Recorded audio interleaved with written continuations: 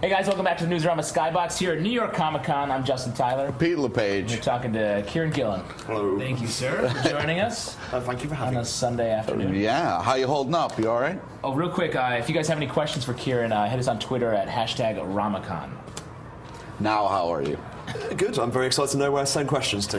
Yeah. Oh, great. Well, they'll ask a question, unless you want to ask some strangers.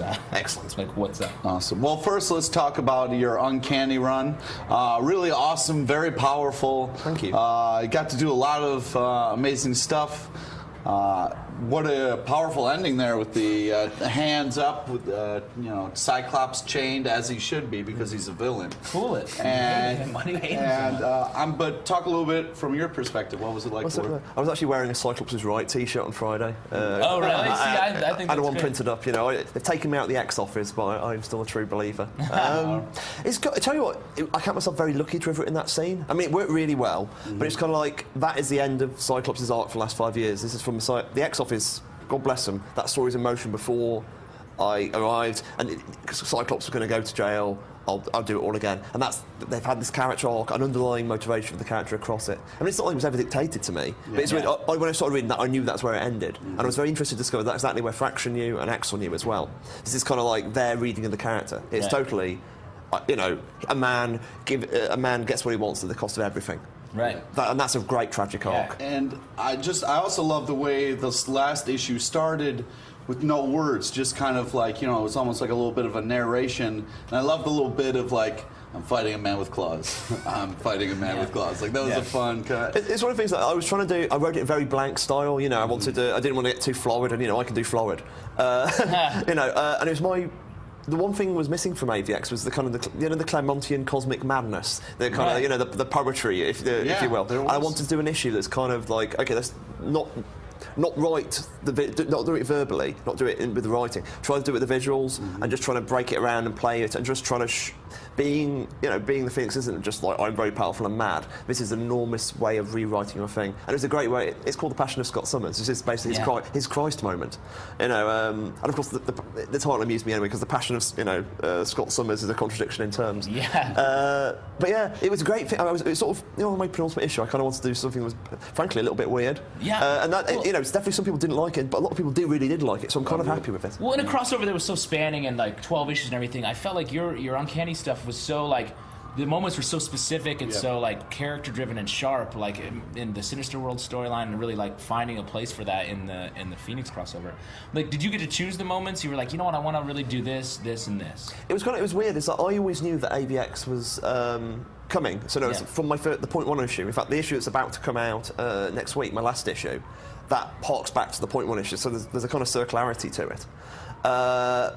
So I always knew. I know Cyclops goes. I know the Phoenix Fives happens. I know they get corrupted by one, and you end up with and then the mutants reborn.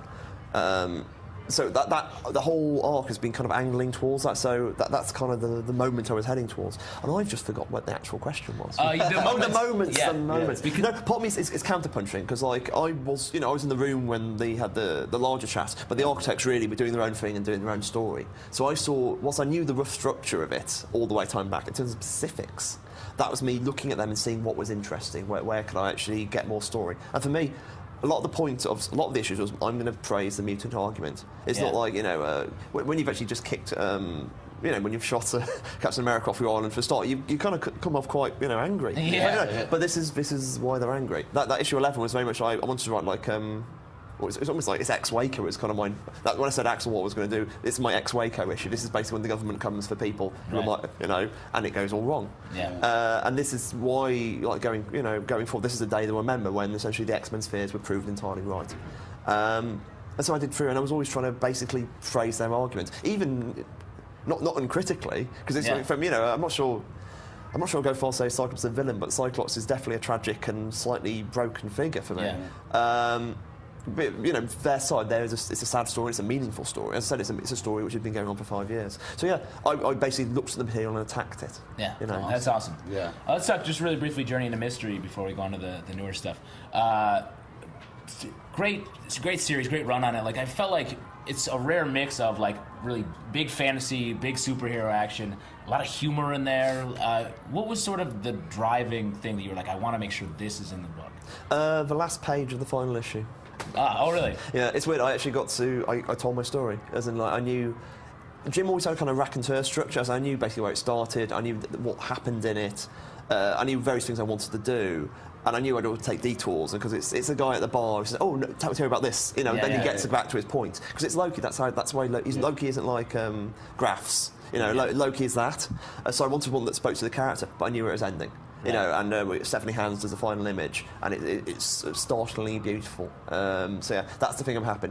I'm kind of amazed with all the crossovers involved, and everything else. You know, if it's ever collected, it'll have to be collected with all the books it's crossed over with. For sure. So it's basically a 31-issue run. So like 75% of the actual run was in a crossover. Yeah. And crazy. that Jim is as Jim as it is, you know. People, it's an unusual Marvel book. It's kind of miraculous. Yeah, I'm kind of that's what impressed me, that we got away with it. And Jim fans are wonderful. You know, they're actually at 3 o'clock. They're all meeting all the cosplayers at Stephanie Hans' table, and they're going to give her a print. It's going to be like the kind of Jim clothes. And I'm kind of glad it happened this week, because next week they want to kill me again. Yeah, right. Perfect timing. So let's talk now. Yeah. Yes. Young Avengers is a good point, because Loki's going to be on the team. That's awesome. Yes. Tell us about the book first. Young Avengers is kind of like... it's a weird one. So basically, they gave Marvel Now when it happened. Sort of, if there's anything you really want to do, talk about it. But here's a big list of stuff we'd kind of be interested in hearing if you're interested in. And, you know, Iron Man was in there, and Young Avengers was on there. And Axel's pretty much went, I want to hear a Young Avengers idea from you. And I was like, I'm not sure. You know, Young Avengers is a great book. You know, it's a really great book, but it's just not a book the way I would write it. And it was so connected with one writer's vision. Right. And the way he wrote stories is not the way I would write stories. It's the fact that it's knowledge of continuity, how deep it went into continuity, and how it spans stuff out. I don't do that. I make new stuff up. I take clean. You know, that's my approach. It saves research. But you know, that was the. So I actually sure. Actually, yes, do it.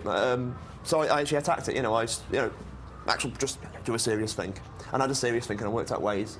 Yeah, that would be interesting. That would be interesting. That would be interesting. And I found a series of keys to unlock it. And the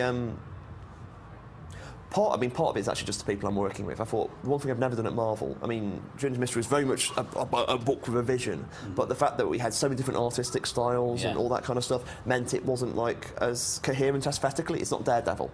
Right. You know, Daredevil, even when it changes artists, keeps an aesthetic. Yeah. I wanted to do something a bit like that, the idea that here is a pure blast of us. And I realised that me and Jamie, for all the work we've done together, we've never done a book at Marvel. Like, we've done issues, and they're normally some of my best issues. Yeah.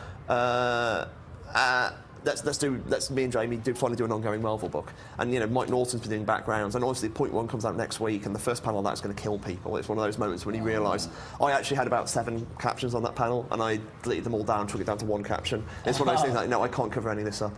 That's awesome. You know, Mike, then we got Matt Wilson on colours, and Matt was the phonogram colourist, but he colours every... You know, he's one of the best colourers in the business, and he works with Jamie specifically well, and he's also very nice. And even like Clayton Clowes, who's the letterer in Journey to Mystery, who, and, you know, he's a guy who completely and utterly was...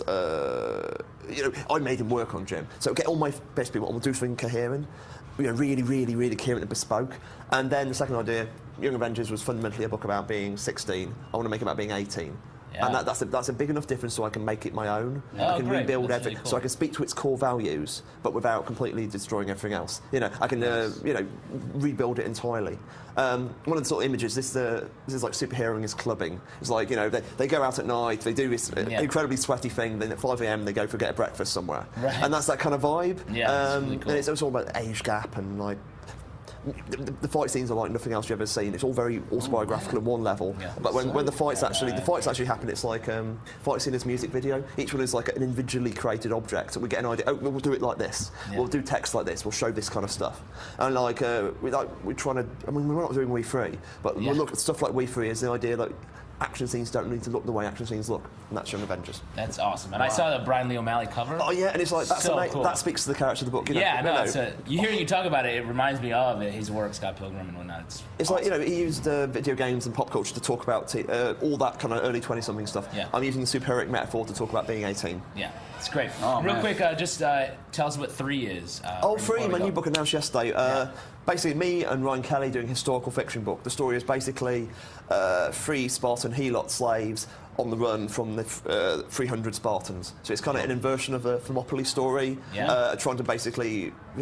no one ever told stories about the Helots. I wanted to give the Helots a story, and doing so I want to talk about everything in Sparta, which people don't generally talk about. I want to talk about the slave hunts. I want to talk about this weird system of hypocrisy. And so it's very pop and very political, and it's very different. It's very laconic. Normally I'm like, literally me speaking now, I'm that guy. This is terse. Terse. So, I'm really looking forward to it. It's like completely different, and I think people will love it. Awesome. Well, thanks so much for talking to us. It's great. Thank you for being here. You have so much stuff going on. You guys stay tuned for a ton more. We didn't even mention Iron Man. I know.